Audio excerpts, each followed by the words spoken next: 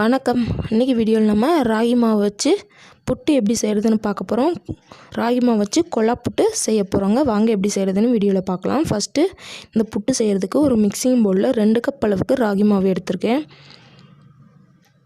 இந்த புட்டுக்கு தேவையான அளவு உப்பு சேர்த்துக்கலாங்க. உப்பு சேர்த்துட்டு இதை லைட்டாக மிக்ஸ் பண்ணி விட்டுடலாங்க. இந்த அளவு நல்லா மிக்ஸ் பண்ணி விட்டதுக்கப்புறமா இப்போ இதில் நம்ம கொஞ்சம் கொஞ்சமாக தண்ணி தெளித்து இதை நம்ம பிசைஞ்சு எடுத்துக்க போகிறோங்க.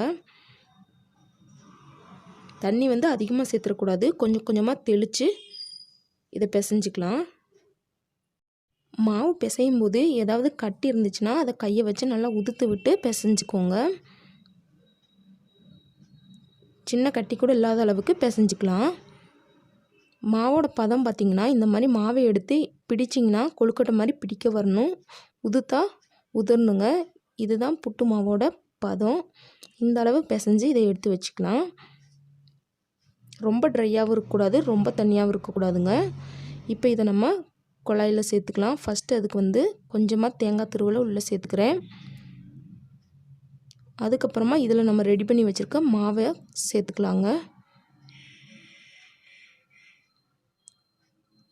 அதுக்கப்புறம் மறுபடியும் கொஞ்சமாக தேங்காய் துருவலை சேர்த்துக்கலாம். மறுபடியும் கொஞ்சமாக மாவு சேர்த்துக்கலாங்க.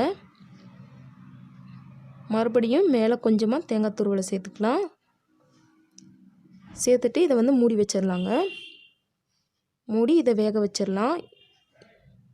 என்னோடய குழாய் பார்த்திங்கன்னா குக்கரில் வச்சு வேக வைக்கிற மாதிரி, குக்கரில் கொஞ்சமாக தண்ணி ஊற்றி குக்கரை மூடி கேஸ்கெட்லாம் போட்டு மூடிக்கோங்க. விசில் போடுற இடத்துல நம்ம இந்த குழாயை உள்ளே மாட்டிடலாம். மாட்டிட்டு இது நல்லா மேலே ஆவி வர்ற வரைக்கும் இதை நல்லா வேக வச்சிடலாங்க. ஒரு 10 நிமிஷம் வரைக்கும் இதை நல்லா வேக வச்சிடணும். 10 நிமிஷம் இது நல்லா வெந்ததுக்கப்புறமா மேலே ஆவி வர ஆரம்பிக்கும் பாருங்கள். இந்த அளவு ஆவி வர்ற ஸ்டேஜில் நம்ம அடுப்பை ஆஃப் பண்ணிடலாங்க. இப்போ நம்ம இதை எடுத்துடலாம். பாருங்கள், பின்னாடி ஒரு ஸ்டிக்கை வச்சு இந்த மாதிரி அழுத்துனீங்கன்னா நம்மளோட புட்டு கொஞ்சம் கூட உதிராமல் ரெடி ஆகிடுச்சு பாருங்கள். இந்த புட்டை நீங்கள் அப்படியே உதுத்து சீனி அல்லது வெல்லம் சேர்த்து நல்லா இனிப்பாகவும் சாப்பிட்டுக்கலாம்.